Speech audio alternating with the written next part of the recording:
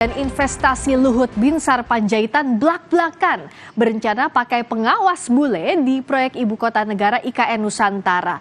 Luhut menyebut kualitas tenaga kerja asing memang lebih baik dari lokal dan lebih cepat bekerja. Presiden Jokowi memastikan proyek IKN akan berjalan sesuai rencana awal sehingga tahun depan sudah ada PNS dan ASN yang dipindah bertahap ke IKN Nusantara. Presiden Jokowi menyebut anggaran pembangunan IKN mencapai 466 hingga 488 triliun rupiah. Dari total anggaran itu, 20% pembiayaan IKN memakai APBN dan sisanya dari investasi dan modal pihak swasta. Pada Mei lalu, Kemenko Marves menyebut setidaknya ada 228 investor yang berminat ke IKN. Kini pemerintah tengah menekankan adanya pengawasan infrastruktur pembangunan IKN dengan memakai mandor asing demi menjaga kualitas. Lalu apakah dengan mempekerjakan bule di proyek IKN target pemerintah untuk pemindahan ibu kota baru bisa sesuai rencana? Kita bahas usai tayangan berikut ini. Menko Bidang Kemaritiman dan Investasi Luhut Binsar Panjaitan mengungkapkan alasan dibalik keputusan untuk mempekerjakan tenaga kerja asing di proyek pembangunan Ibu Kota Nusantara. Luhut menilai sumber daya manusia Indonesia belum memiliki kualitas sebaik pekerja asing. Sebelumnya saat rapat kerja dengan Badan Anggaran DPR, Luhut menyebut sudah 2 kali mengecek progres pembangunan di IKN secara langsung. Ia mengatakan untuk pengawasan pekerjaan sampai 17 Agustus nanti menggunakan petugas dari luar negeri karena ingin mendapatkan kualitas yang bagus. Ibu sekalian, ini sudah yang kami lakukan IKN, dan saya sudah pergi ke sana 2 kali dan sudah melihat ini, dan kemarin di Singapura kita jualan mengenai ini dan mereka sangat antusias dan semua masuk, dan kita berharap 17, bukan berharap, harus 17 Agustus tahun depan kita bisa acara di sana. Tapi kualitas pekerjaan itu menjadi kunci. Oleh karena itu saya lapor Pak Presiden, pengawas itu kita terpaksa dengan segala hormat kita pakai bule-bule untuk menjadi kualitas. Jadi jangan nanti istana Presiden itu jadi tapi kualitasnya tidak bagus. Presiden Jokowi mengamini adanya pekerja asing di proyek IKN. Jokowi menyebut pemerintah ingin IKN berjalan lancar dan kualitasnya juga baik, tak seperti SD Inpres. Bahkan saat berkunjung ke Singapura, Jokowi juga sempat menawarkan IKN kepada investor sebagai lokasi hunian sekaligus bisnis yang berkualitas. Mandor apa? Mandor. Pengawas Pak. Beda loh ya mandor sama pengawas. Pak, ya memang sudah diusulkan dalam rapat. Ya kalau hanya 1-2 untuk untuk urusan kualitas barang nanti yang dihasilkan. Nanti kalau jelek, gimana kualitasnya? Tapi kalau hanya 1-2 yang bisa mengarahkan, yang bisa mengontrol, mengawasi sehingga kualitasnya menjadi kualitas yang baik, kenapa tidak? Ini bukan karena ingin menggayat investor asing ya Pak? Apanya? Menggayat pengawas asing. Enggak. Ya karena kita ingin menaikkan level kualitas kita. Jangan sampai nanti hasil akhirnya kayak SD Inpres mau. Sementara itu, anggota Komisi 4 DPR RI Daniel Johan mengkritik kebijakan pemerintah untuk menggunakan pengawas asing. DPR mempertanyakan kualitas kerja anak bangsa yang seharusnya tak kalah saing dengan pekerja bule. Ya masa 280 juta rakyat Indonesia, sekian banyak insinyur, sekian banyak lulusan S1, S2, S3, bahkan putra terbaik Indonesia sudah bisa kerja di NASA, anak sekian belas tahun sudah bisa lulus S3, nggak ada yang sanggup menjadi mandor. Jadi kita dorong Pak Luhut jelaskan kepada masyarakat secara detail sebenarnya apa sih tugas mandor itu sehingga kita harus merekrut orang asing. Kementerian PUPR menyebut kebutuhan tenaga kerja konstruksi dalam rangka pembangunan IKN dari 2022 sampai 2024 berjumlah lebih dari 250.000 orang pekerja. Per April 2022, tenaga kerja di wilayah Kalimantan berjumlah 46.000 orang yang terdiri dari tenaga ahli sebanyak 9.676 orang dan tenaga terampil 35.570 orang. Saat ini, pemerintah menyebut progres pembangunan Ibu Kota Nusantara hingga Mei 2023 baru mencapai 29%. Untuk pembangunan tahap pertama dari 2022 hingga 2024 akan dibangun perkotaan, infrastruktur, hingga sarana pendukung ekonomi.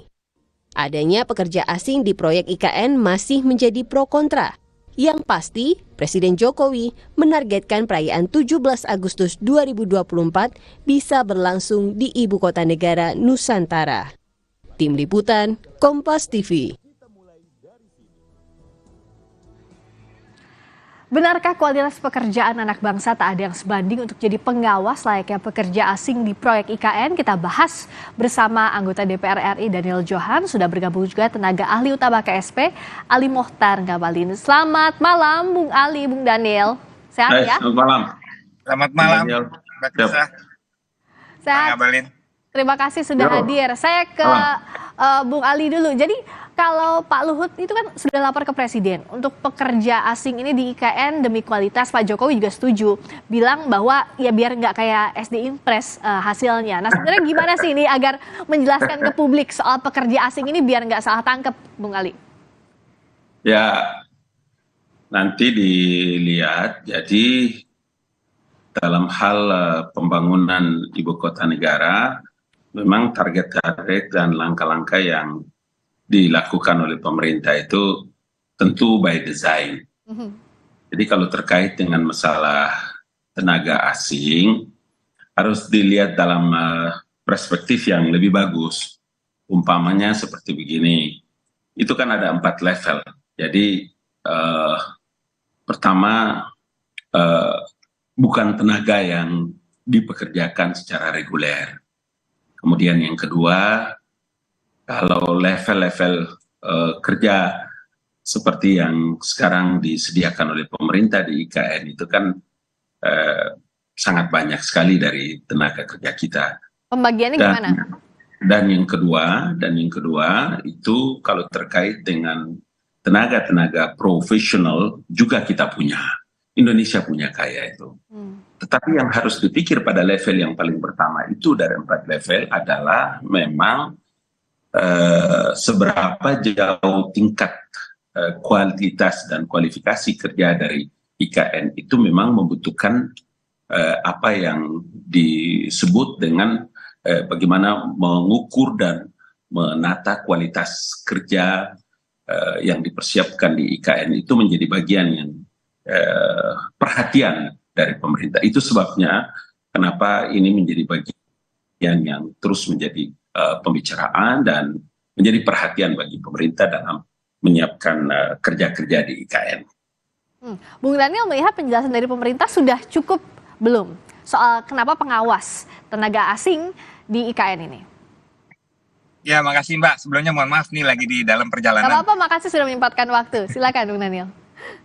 Ya, justru kita mendorong agar pemerintah dalam hal ini Pak Luhut menjelaskan kenapa hanya untuk level pengawas saja itu harus melibatkan orang asing ya. Dalam istilahnya harus melibatkan merekrut orang bule.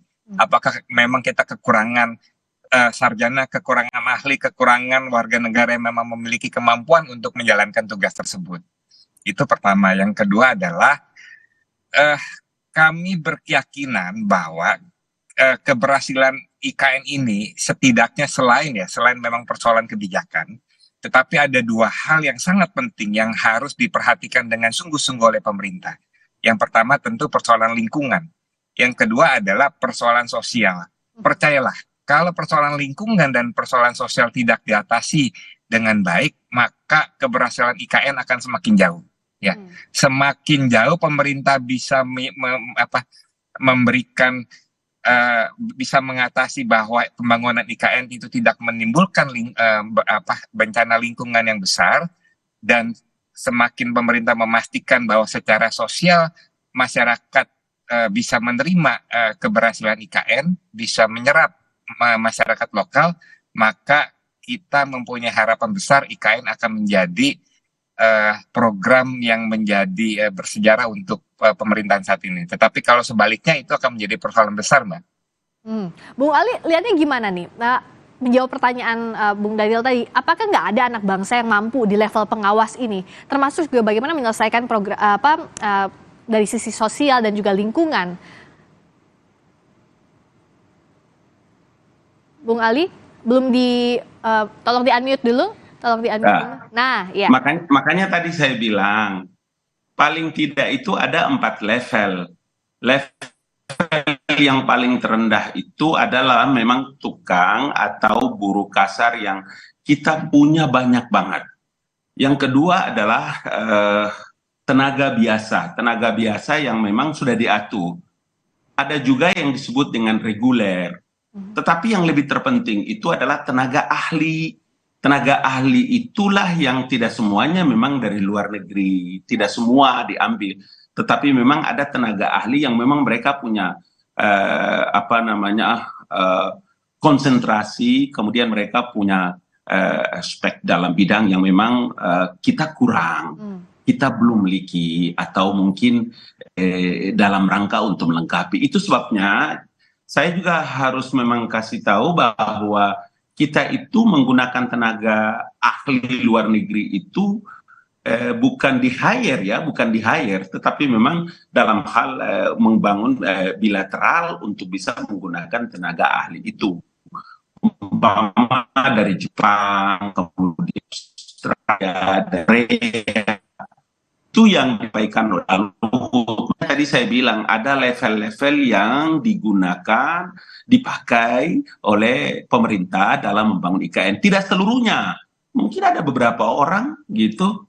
Kenapa itu jadi problem kalau kita ingin membangun satu tempat yang begitu hebat sebagai bentuk pertanggungjawaban dari kerja-kerja yang benar untuk legasi dari pemerintah ini kepada IKN. Apa yang tadi dikomentari oleh anggota yang terhormat, sahabatku, kawanku itu, saya kira is okay. Kita semua punya harapan seperti itu dan usia 5-10 tahun akan datang itu periode kita semua itu. Jadi kita akan nikmati itu IKN dengan baik dari kerja-kerja hebat yang dilakukan oleh pemerintahan Presiden Jokowi saat ini.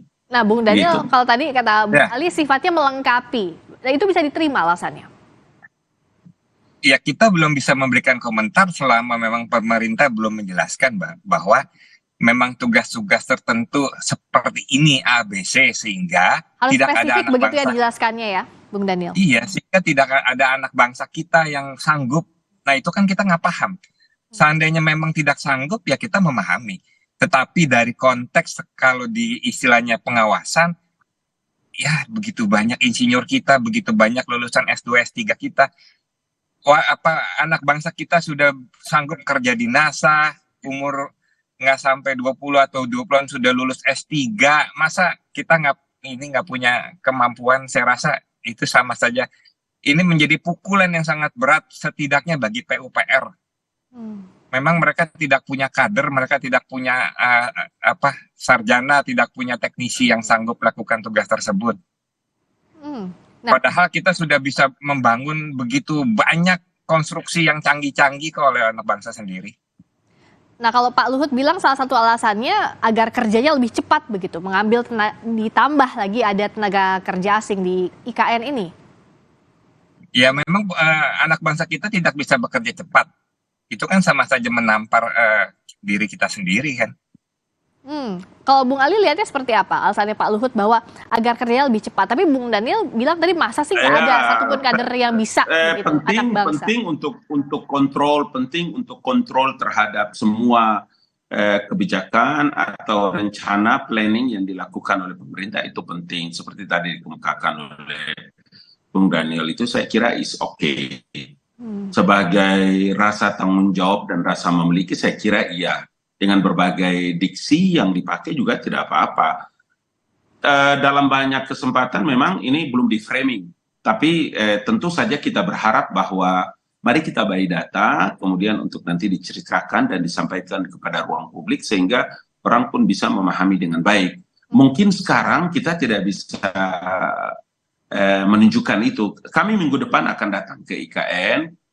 Saya berharap mudah-mudahan nanti bisa teman-teman Kompas juga bisa yang ada di sana, kemudian kita bareng-bareng bisa lihat. Saya perkirakan mungkin minggu depan juga ini kami bisa lihat ada 2 atau 3 orang yang dimaksudkan oleh Pak Luhut itu terhadap tenaga asing itu, sehingga kita juga bisa tahu mereka punya ahli yang tentu saja bagi pemerintah punya pertimbangan yang bukan tiba masa tiba akal. Karena itu ketika Pak Luhut mengeluarkan pernyataan itu, ya kita aminkan karena memang kita berkehendak dan pemerintah berkehendak agar benar-benar kerja yang dilakukan nanti di IKN itu menghasilkan sesuatu yang seperti diharapkan oleh Presiden Joko Widodo. Dan jangan pernah Anda bayangkan bahwa tenaga bukan pengawas, tenaga ahli ini bukan dia seperti ratusan, 200, 300 orang, enggak. Ahli itu tidak banyak gitu. Oke. Nah, dari jumlahnya tadi kata Bung Ali bilang bahwa ya nggak banyak dan ini melengkapi komposisi begitu tenaga kerja yang ada di IKN untuk membangun IKN lebih cepat. Kalau Bung Daniel lihatnya progres IKN sejauh ini seperti apa? Dengan komposisi ini apakah betul sudah bisa maksimal begitu dalam pembangunan IKN progresnya, Bung Daniel? Nah, saya nggak tahu ya, saya baru pergi terakhir sekitar 1 tahunan lebih yang lalu. Tapi kan itu masih belum ada progres lah, karena baru ke titik 0 kan. Ya. Nah, sehingga progres ini harus memang beriringan, yang tadi saya bilang, itu benar-benar harus memperhatikan secara sosial dan lingkungan. Karena kalau mau berprogres tapi sosial dan lingkungannya tidak diperhatikan, itu progresnya itu ujungnya akan menjadi ketidakberhasilan dan akhirnya kan kita sia-sia kerja keras yang sudah dilakukan. Oke, kalau Bung Ali, jadi bagaimana dari pemerintah agar proyeknya berhasil, tepat waktu, cepat, tapi faktor lingkungan dan sosial seperti yang tadi dicatat oleh Bung Daniel ini tidak terabaikan? Saya itu sudah ke-9 kalinya datang sebagai tenaga ahli utama kantor staf presiden dan lebih kurang 9 kali datang. Anda bisa bayangkan bagaimana proyek sebesar itu kemudian pemerintah mengambil keputusan, presiden mengambil keputusan bekerja di sana, kemudian bekerja sembrono. Apakah memang tidak usah Anda membayangkan bahwa kerja sebesar itu kemudian tidak ada analisa dampak lingkungan, kemudian macam-macam dan bukan untuk pertama kali kerja-kerja seperti begini.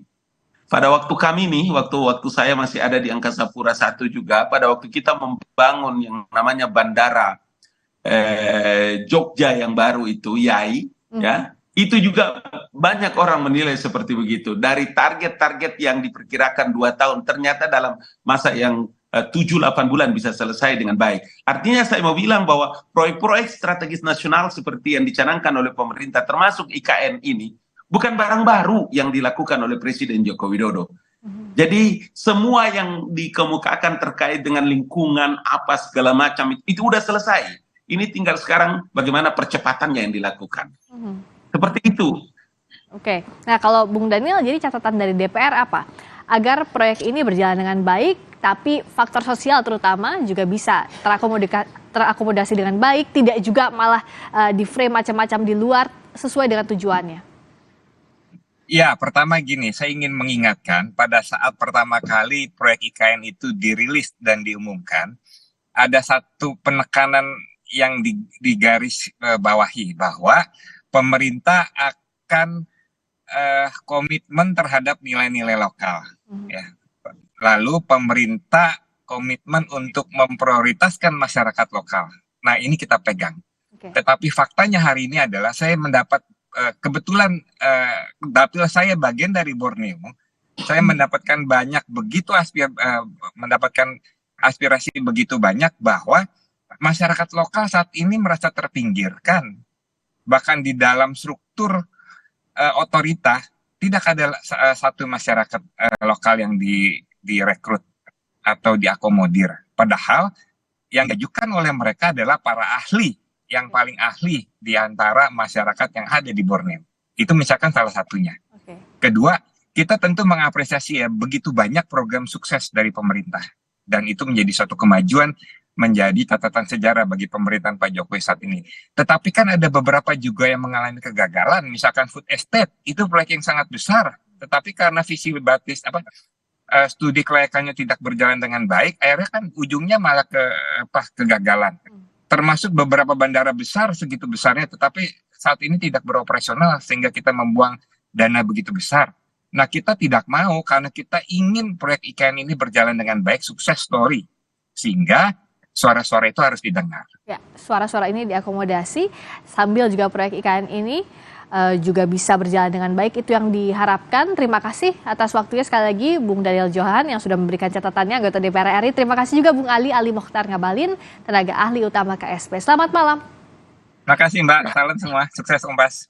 Bang Ngabalin. Terima kasih. Terima kasih Daniel, terima kasih. Salam. Berikutnya saudara, kami kembali dengan sorotan lainnya. DPR mengusulkan kenaikan dana desa. Sesaat lagi kami akan bahas di Sapa Indonesia Malam bersama Cindy Sistiarani.